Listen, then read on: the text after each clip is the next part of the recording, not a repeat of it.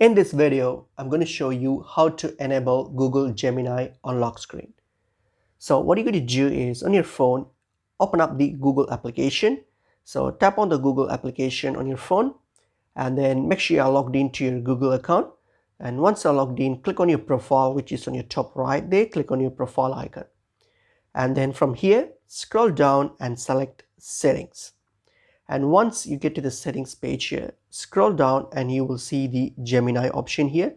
Tap on the Gemini option, okay, and just open up the Gemini settings here.